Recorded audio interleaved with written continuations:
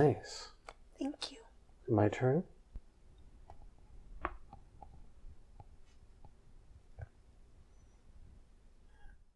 Pretty good.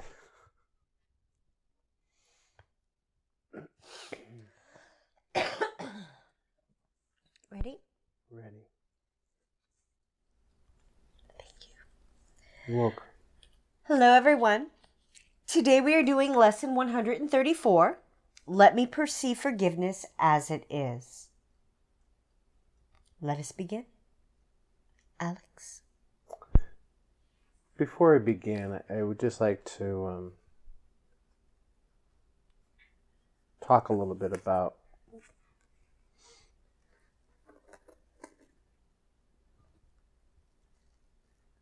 the pause in doing videos, where I've been, what I've been going through, and what has me doing a video again tonight.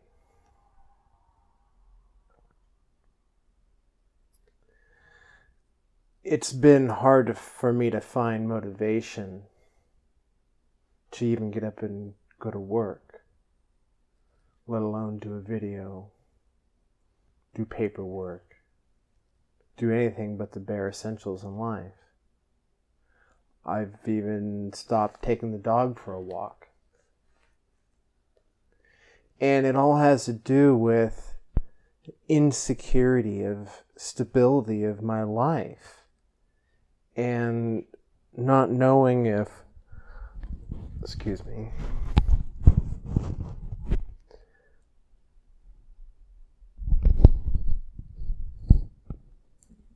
not knowing if I'm going to have a home 2 months from now or a month from now. Month. And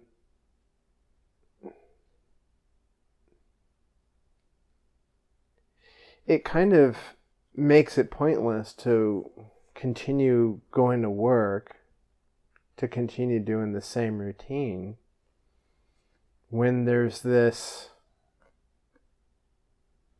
very real and imminent issue that's coming up that has the potential to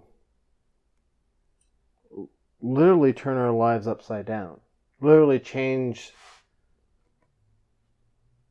our lives forever. And that is the fact that I don't believe that we can afford the rents or can even find a rental or a home here in the San Francisco Bay Area.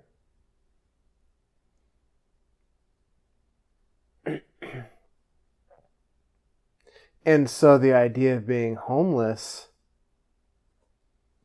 it's like, well, how am I going to go to work then? And why am I doing this? Why am I doing what I'm doing? Why am I even here? What's my point? What's my purpose?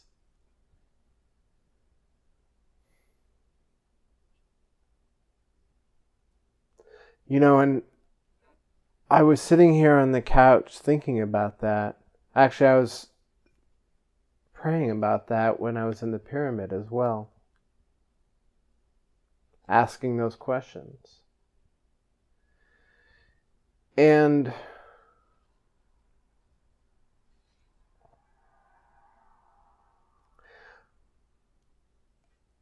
a thought came to me that if there's nothing that I can do to find joy or happiness in my life, is there anything that I can do to give joy and happiness in someone else's? And then I remembered how earlier tonight you were crying because you felt sad that you weren't able to fulfill your purpose in doing these videos. And so I realized, if I can't at least find a purpose for myself, at least I have the ability to help somebody else fulfill a purpose that they desire, that they are drawn for, that they are inspired for. So I can draw off of your inspiration and maybe find purpose in that. Yeah. It doesn't... It's on your shoulder. What is it? A little bug. Flying bug. A flying bug. Yeah. What kind of flying bug? I don't know. It looked kind of like a miniature grasshopper. Weird. Like a grasshopper the size of a mosquito. That's scary. Or a small moth.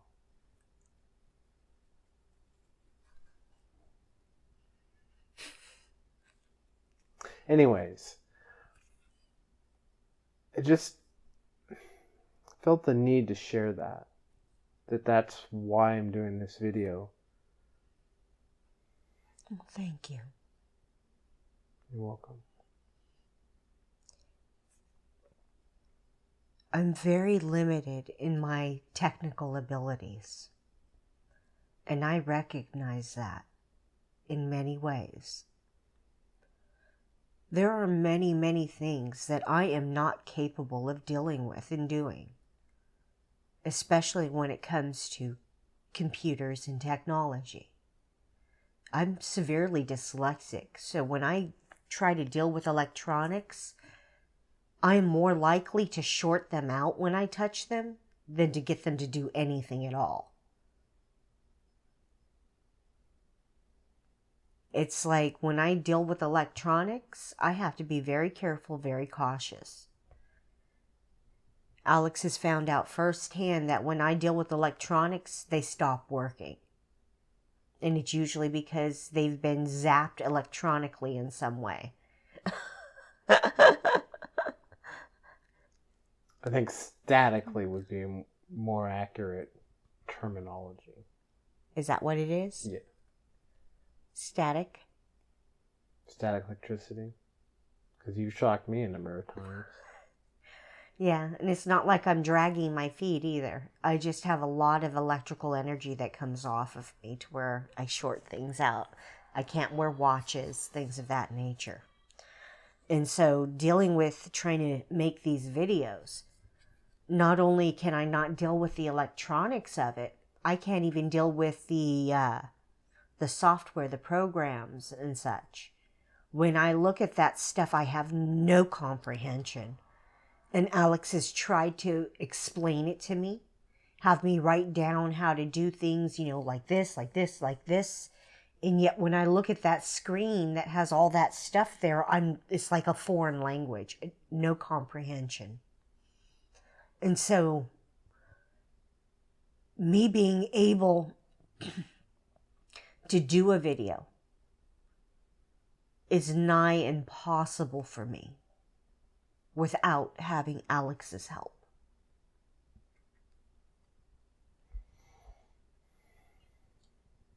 And in that respect, we are very much a team in everything. Because there's many things that I cannot do without him, and there's many things he can't do without me.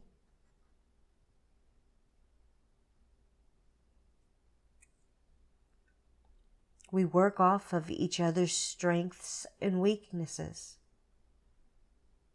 and try to complement each other in that. What I'm strong in, he's weak in. What he's strong in, I'm weak in. So we tend to balance each other very well.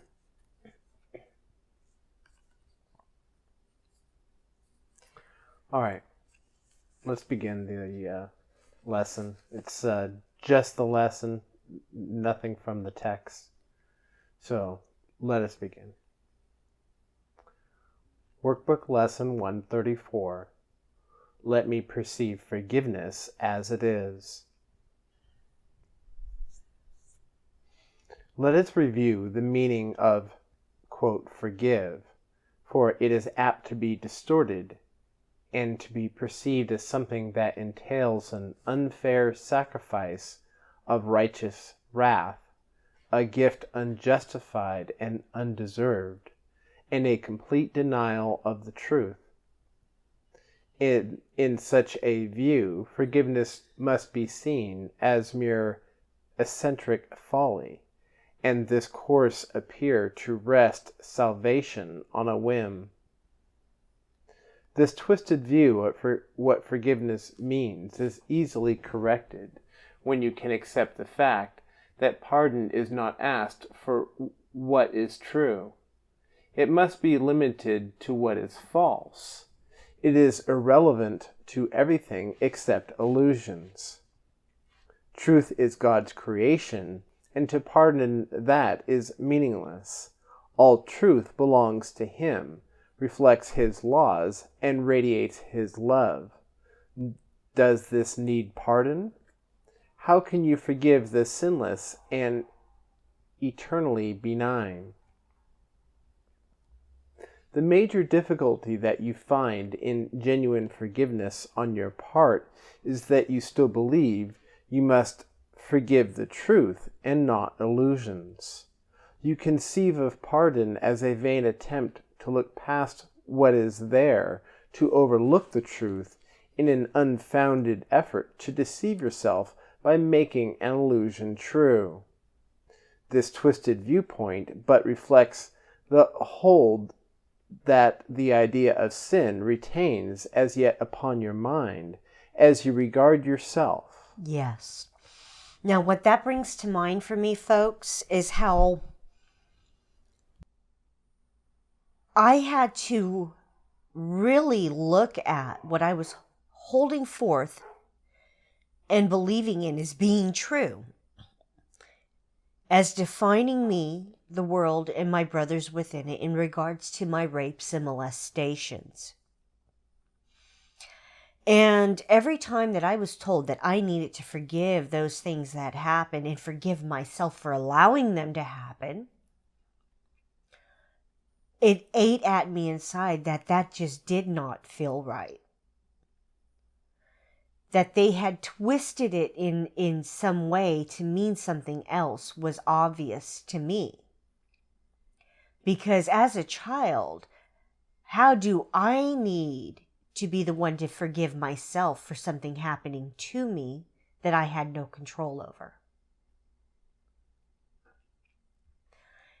And that was something that I really had to look at, because I kept trying to forgive myself for something that I couldn't control.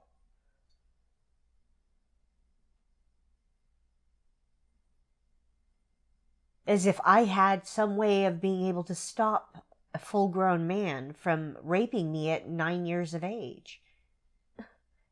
It just didn't compute in my mind. It had no meaning. Because that just... I'm having a hard time articulating this particular concept and idea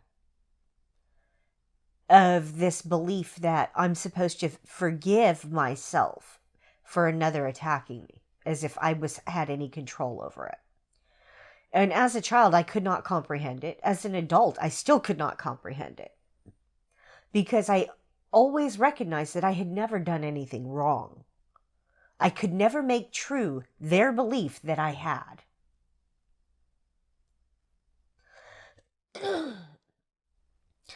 And it's that kind of twisted thinking that it's speaking of. That in many ways you may have been trained to think and believe that you are the one that has done something wrong and that you need to forgive yourself for it. That is the twisted kind of thinking it is speaking of here. It's what makes you think that there are sinners, that there's bad, that there's wrong, evil. All those things are nothing more than judgments that have been taught to you as a way to control you.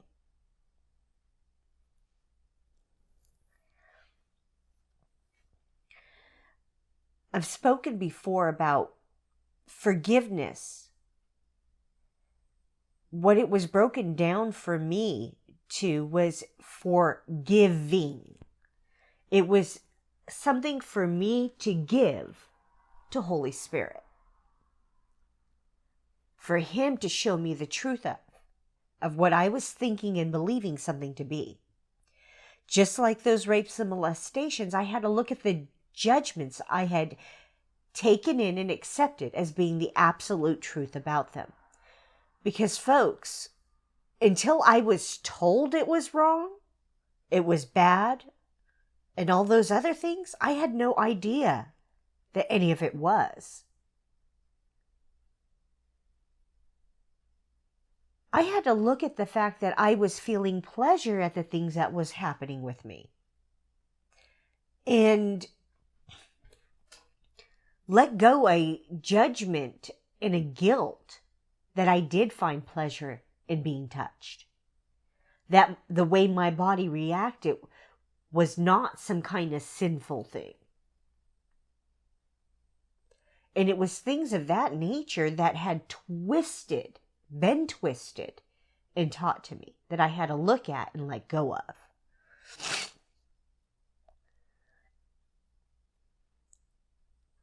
And part of what it's talking about there is, as it said in that first paragraph, how we see that forgiveness thing as being an eccentric folly. That they must be crazy to think that I'm going to forgive them for doing this or that to me. And as I've shared before, I had to look at all those judgments I was holding about these things. Some that had been handed to me and some that I chose to make on my own. And give those judgments over to Holy Spirit for Him to show me the truth of them, that they were all lies. That everything was a lie that I was picking and choosing to believe in. Please continue. Because you think your sins are real, you look upon pardon as deception. For it is impossible to think of sins as true and not believe forgiveness is a lie. Thus is forgiveness really but a sin, like all the rest. It says the truth is false, and smiles on the corrupt as if they were blameless as the grass, as white as snow. It is delusional in what it thinks it can accomplish. It would see as right the plainly wrong, the loathsome as the good. This brings to mind, folks, everything that's happening in our political arenas right now, throughout the world. Everything that's going on all of these college campuses, in Washington, D.C. right now, and in the UK,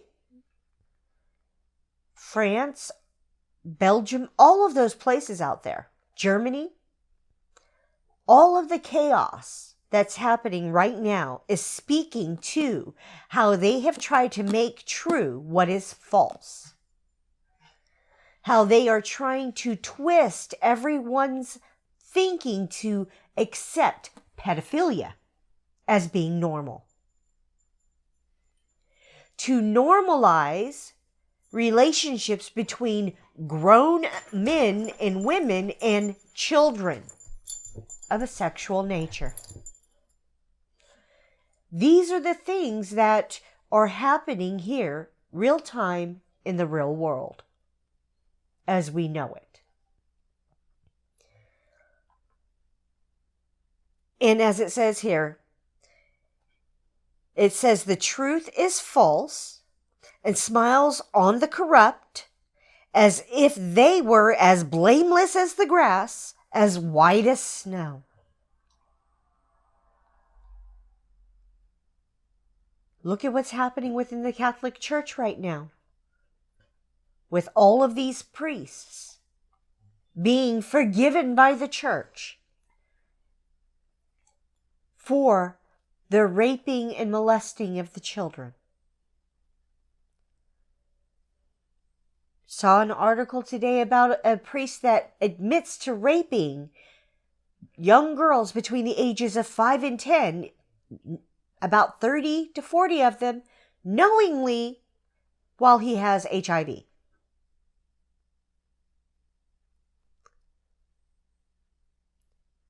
These are the things that they are trying to normalize and say, it's okay. It's not okay. This is how the ego is twisting things to be what they are not. And we need to be willing to see it for what it is. And choose differently.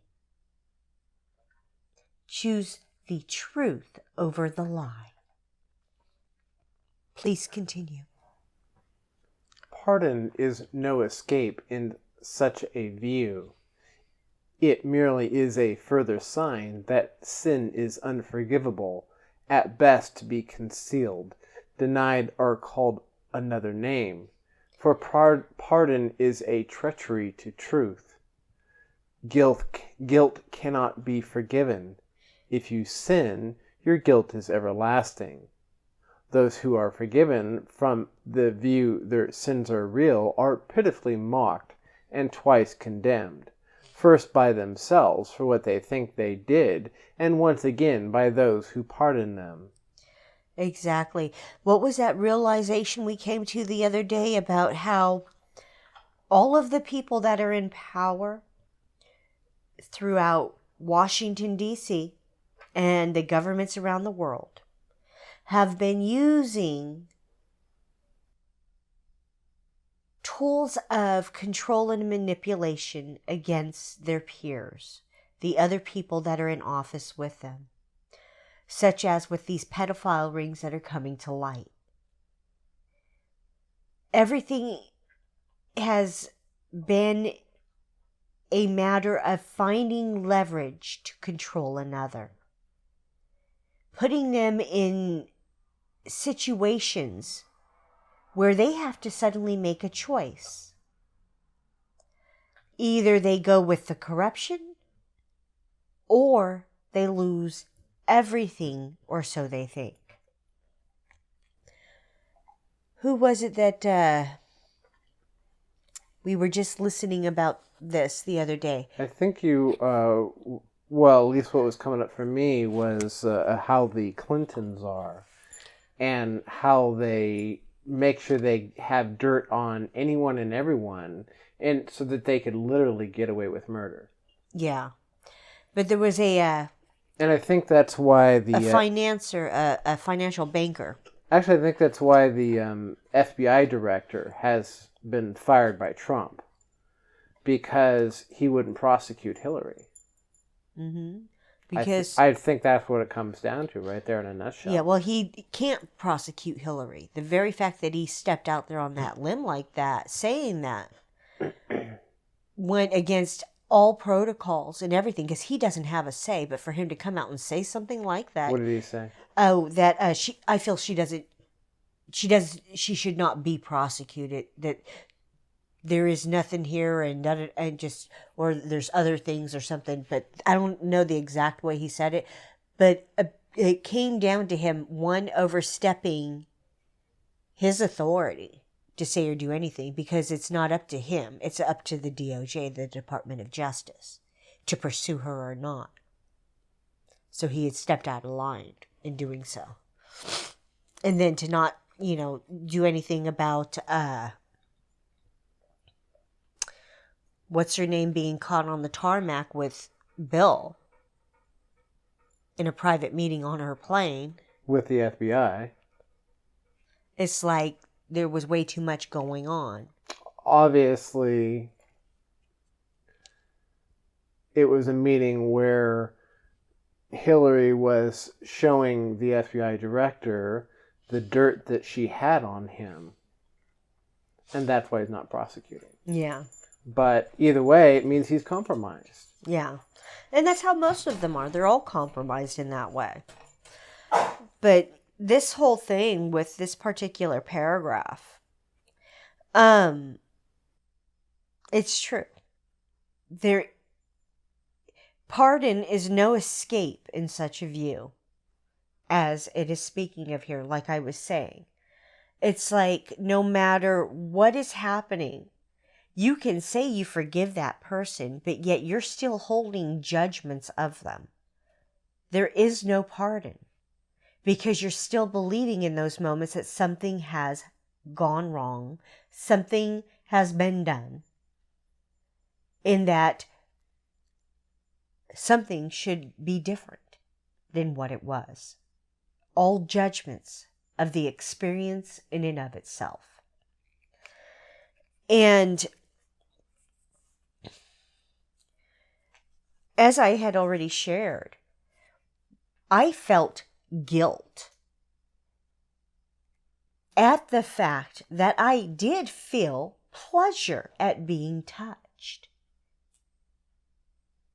And that kind of, excuse the terminology here, folks, but that was a mind fuck from hell. Because that mind fuck literally had me feeling guilt, shame, and fear about my own body and my body's responses. That if I felt anything happening within my body in conjunction to another human being that wasn't based out of anger, hatred, fear, something of those natures, it was wrong. If I felt any soft, loving, desirous type feelings for anyone, I was considered bad and wrong. And I should feel shame and guilt. It's like,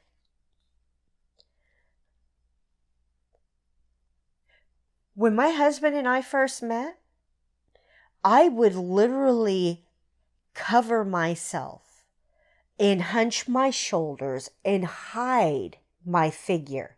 I would wear loose, baggy clothing that would hide everything. Because I was afraid and ashamed of the body I have. And it was those kinds of things, because of the rapes and molestations as that child, that I learned that shame and that fear and that guilt. And then I would get it from my peers. Shame, fear, guilt, because I was shaped differently than they were. Where my peers were sticks,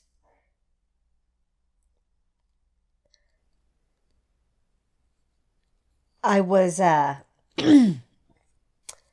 more than a bump on a log. Voluptuous? There you go. Voluptuous. Yeah, where most of my peers were thin and flat-chested, no hips, I was very voluptuous.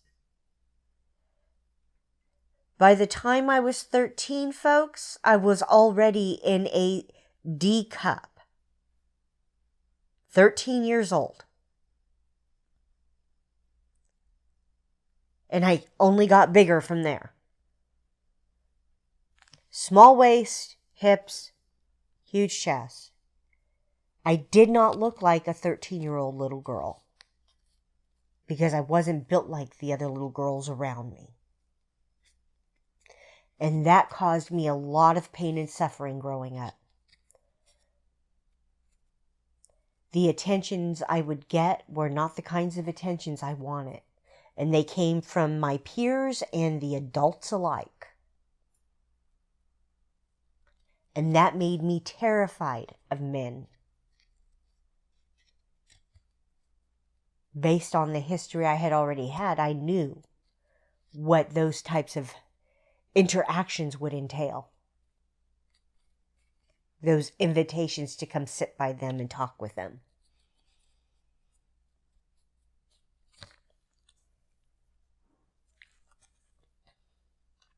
And it was those kinds of things that I had to look at that had me looking within in questioning.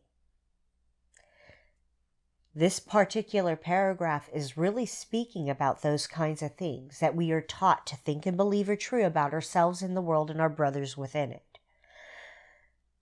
And about how we have been taught to twist everything to mean something else. And that hidden shame, guilt, fear that underlies everything. Because in all of those, there is an understanding that judgments come with them. Please continue. It is sin's unreality that makes forgiveness natural and wholly sane, a deep relief to those who offer it, a quiet blessing where it is received. It does not countenance illusions, but collects them lightly with a little laugh and gently lays them at the feet of truth, and there they disappear entirely. Forgiveness is the only thing that stands for truth in the illusions of the world. It sees their nothingness and looks straight through the thousand forms in which they may appear. It looks on lies, but it is not deceived. It does not heed the self-accusation shrieks of sinners mad with guilt. It looks on them with quiet eyes and merely says to them, "My brother, what you think is not the truth." Brings back to mind what I had said to, what's her name yesterday on your post? Sophia Barnett. Yeah. About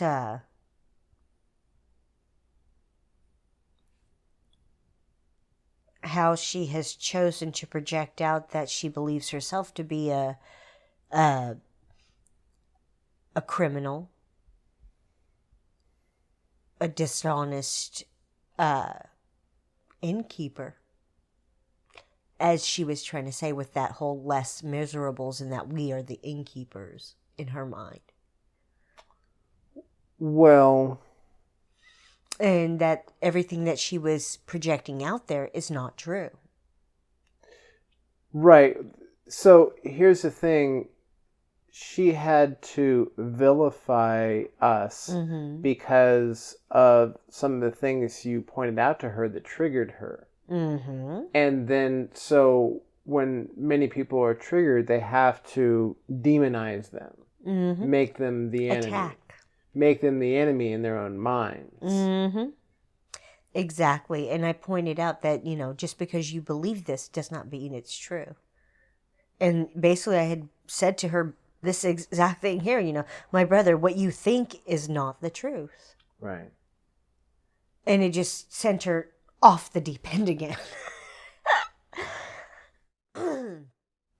But it's things of that nature that we keep pointing out, that these things that folks believe aren't the truth. It's what they've been taught to think and believe. And when I'm laying this stuff out there, it's like I'm not asking for anything in return. I'm simply laying the truth before you as it's been put before me. I'm not reading something that came from some book or that I heard somebody else state. All of the information that I give comes from my own personal experiences and the lessons I've learned from them, from the questioning I have done about everything that I've experienced. And I'm extending out what I've received. I'm not fluffing it up in any way, not toning it down. I'm blunt and to the point.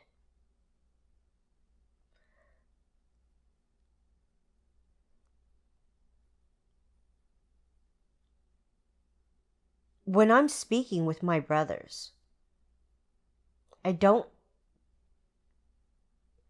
hold back and I don't color code it, sugarcoat it, whatever. Yeah, sugarcoat it. I simply don't do that.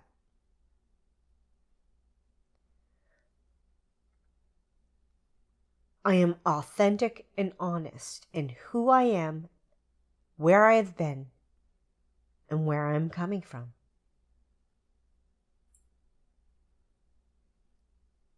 And I only share the things that I've experienced personally. I can't speak of what I've never experienced. That's all conjecture if I do. And conjecture is not true, folks. There's no merit, meaning, or truth to conjecture. Please continue. The strength of pardon is its honesty, which is so uncorrupted that it sees illusions as illusions, not as truth. It is because of this that it becomes the undeceiver in the face of lies, the great restorer of the simple truth. By its ability to overlook what is not there, it opens up the way to truth, which has been blocked by dreams of guilt. Now are you free to follow the way your true forgiveness opens up to you, in the way your true forgiveness opens up to you. For if one brother has received this gift of you, the door is open to yourself. Yeah. And just like with her yesterday, I had refused all of her diatribes that she was flinging out there at me. And I continued to see past it all, to see her calls for love for what they were. That in her diatribe, she was calling out for love. And that she was holding on to beliefs about herself and projecting those out on her brothers. Demonizing her brothers, making them the enemy. Because she was afraid to really look at those things she was holding forth and believing to be true about herself. And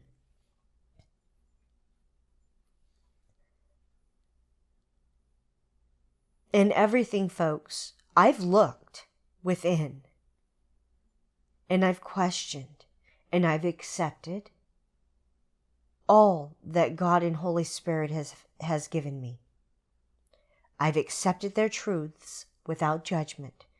I've asked for clarification, yet I've never judged.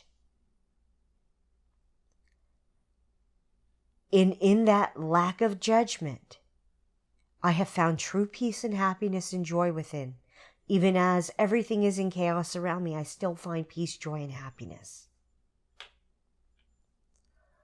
And that's what I extend to my brothers, is that understanding of what it is that they are looking on and judging. And pointing out how it is they're judging it and what they might need to look at within them. Their choice to believe that something of this nature may be true, or that. Please continue. There is a very simple... do we already do that one? Nope, that's it. There is a very simple way to find the door to true forgiveness and perceive it open wide in welcome. When you feel that you are tempted to accuse someone of sin in any form, do not allow your mind to dwell on what you think he did, for that is self-deception. Ask instead, would I accuse myself of doing this?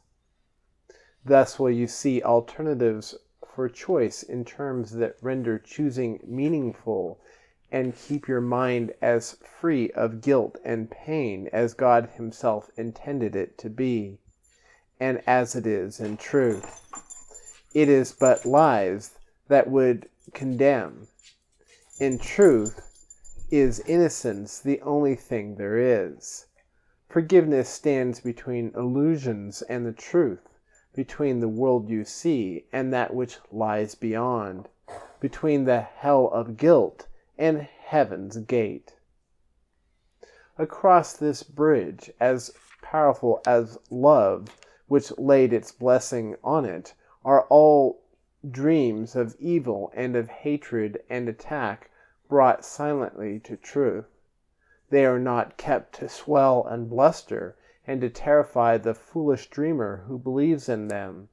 He has been gently wakened from his dream by understanding what he thought he saw was never there. And now he cannot feel that all escape has been denied to him. True. So what it's speaking of there, folks, is that when you choose to go within and look at everything that you have been taught to think and believe are true, to look at all of the experiences you've had and how you yourself have judged them, how you yourself have been the one to pick and choose the meaning of what all of it's for. Even if something was being handed to you in those moments, a judgment of some sort, you still chose to accept it. You are the one responsible there. You, no one else. See, folks, it's taking responsibility for your choices and decisions to think, believe, say, and do as you are in any given moment. To recognize that, yes, as that child, you were taught these things, to do this and to do that, this way or that way. And that as an adult, you either continue doing those things you had been taught, or you start to question them and choose differently now. As a child, you had to conform. As an adult, you don't. You get to choose. And honestly, folks, even as that child, you get to choose, even when it seems like you don't. Even when it brings on your death, you still get to choose. Believe it or not.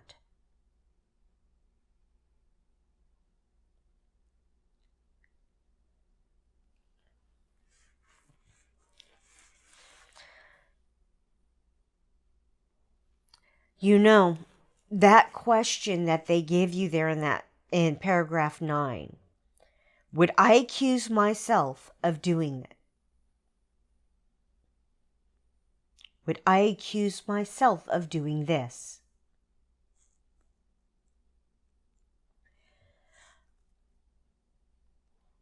When I had to look at those rapes, those molestations, the subsequent beatings, up until that point, I had continuously accused them, blamed them for all of the stuff that I had been going through in my life. That they were the cause of all my pain and suffering. And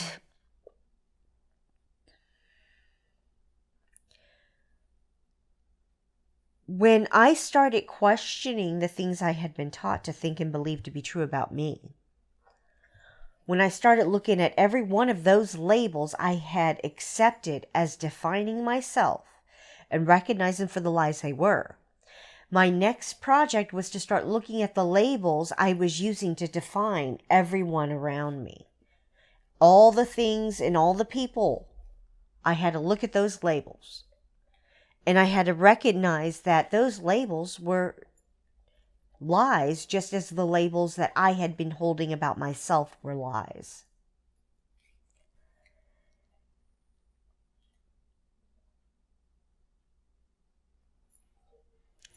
When I simply chose to look at those and see them for what they were, a door opened for me to choose again, choose differently this time, and to see that there were other choices for me to make and that I was able to have when I let go that belief in that judgment. That I could choose again and choose differently this time and see it differently too.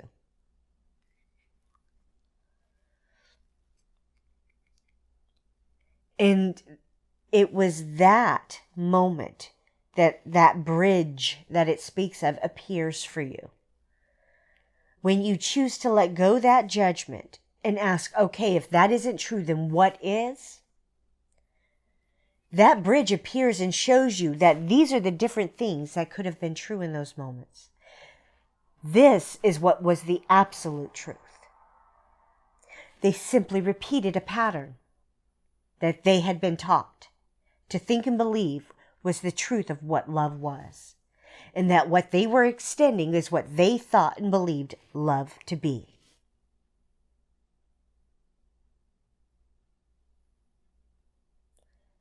The first understanding I came to was that they were repeating a pattern they had been taught. Okay, just like I had repeated patterns, they repeated patterns.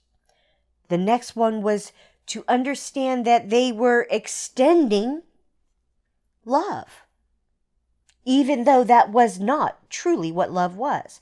They believed it to be love. I had to understand that in their minds, that is what they were giving. And that I, understanding that that's not what love was, perceived it differently, and so judged it differently. That in those moments, they saw nothing wrong with what they were doing. Even if, as that child, I could feel that something may have been wrong with it. But as I said, for me, at a certain point, I recognized that I did feel pleasure. It wasn't all painful or scary or anything of that nature. In many ways, it was a game. And I had to stop feeling guilty about that. Feeling shame at how my body responded. And to be able to forgive my choice to believe those judgments that were handed me. That's what I had to forgive myself for. That I allowed myself to be controlled and manipulated all of my life by accepting those judgments handed to me. That was what I had to forgive me for. And come to that understanding that as that child, I didn't know any differently. But as an adult, I now do. And as an adult, I can now choose differently.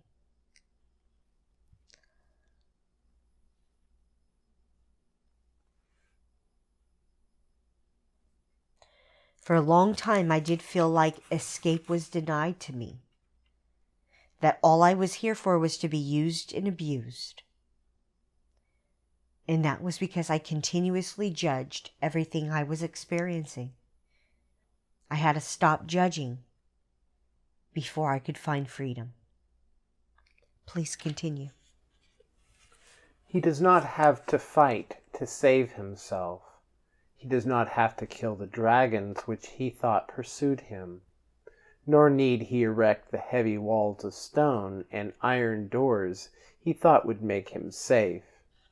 He can remove the ponderous and useless armor made to chain his mind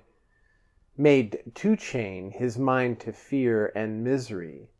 His step is light, and as he lifts his foot to stride ahead, a star is left behind to point the way to those who follow him.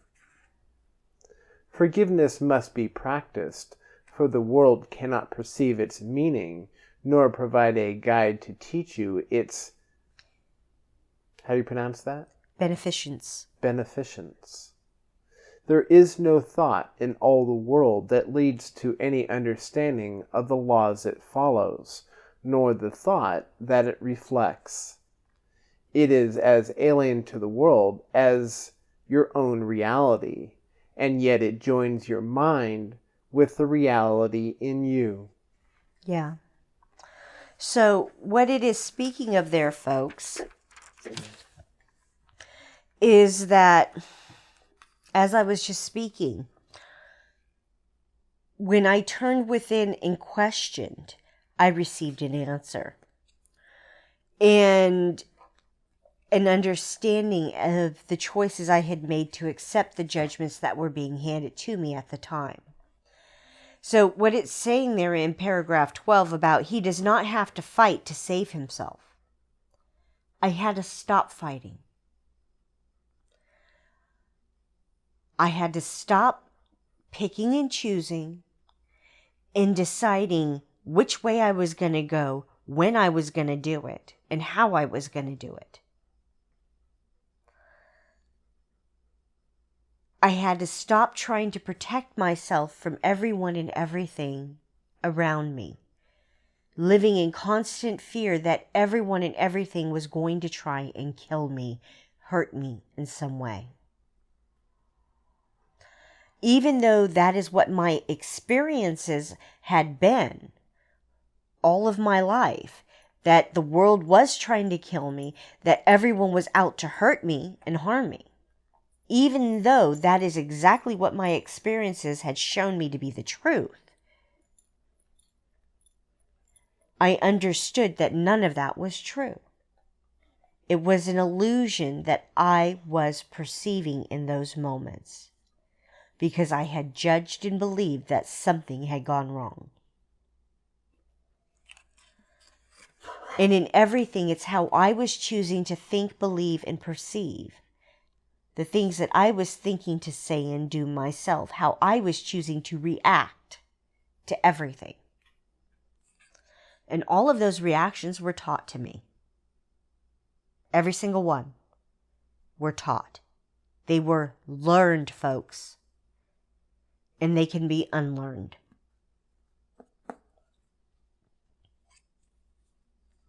Please continue. Today we practice true forgiveness, that the time of joining be no more delayed. For we would meet with our reality in freedom and in peace. Our practicing becomes the footsteps lighting up the way for all our brothers, who will follow us to the reality we share with them. That this may be accomplished, let us give a quarter of an hour twice today, and spend it with the guide who understands the meaning of forgiveness and was sent to us to teach it. Let us ask of him, let me perceive forgiveness as it is. Then choose one brother, as he will direct and catalog his, quote, sins. One by one they cross your mind. Be certain not to dwell on any one of them, but realize that you are using his, quote, offenses but to save the world from all ideas of sin. Briefly consider all the evil things you thought of him, and each time ask yourself, would I condemn myself for doing this? Let him be freed from all the thoughts you had of sin in him, and now you are prepared for freedom. If you have been practicing thus far in willingness and honesty, you will begin to sense a lifting up, a lightening of weight across your chest, a deep and certain feeling of relief.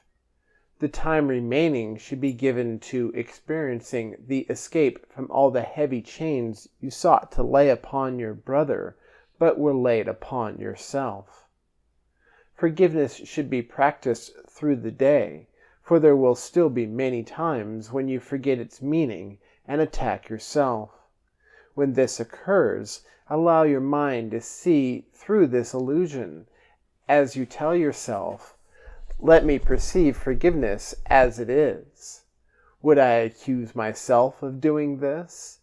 I will not lay this chain upon myself.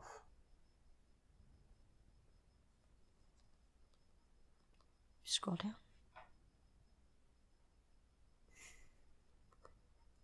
In everything you do, remember this.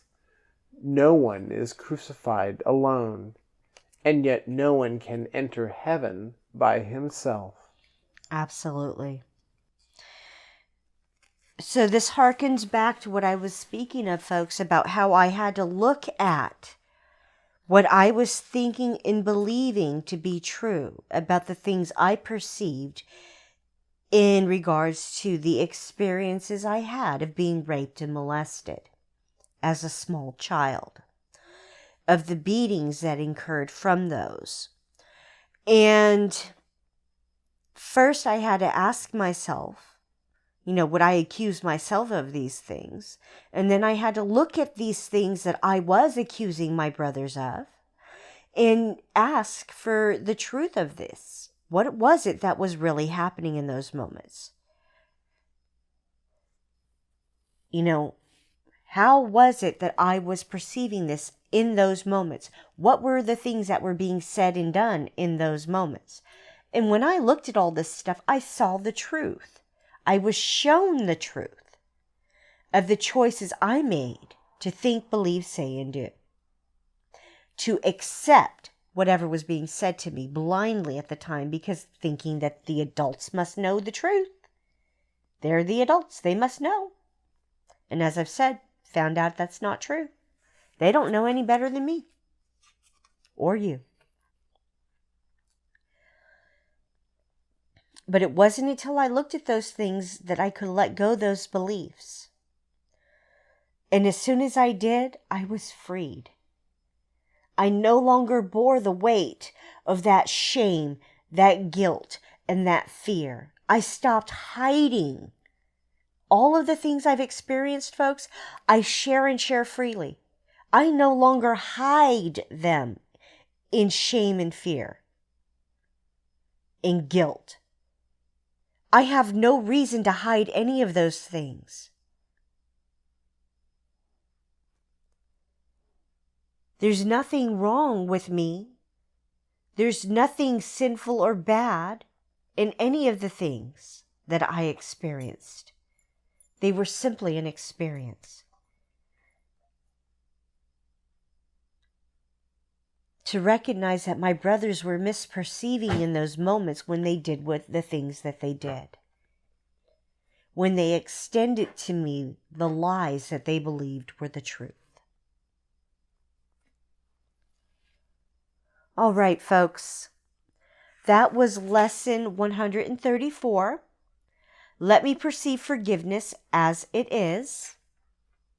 Thank you for joining us today. My name is Sabrina Reyenga. And my name is Alex Reyenga. Hugs, love, light, and blessings on your journey, my brothers. You are loved. We love you. Please be the light you were meant to be. Please be the light we know you to be. Please be the light we see you to be. Please choose to be the light. Have a glorious day. Blessings on your journey.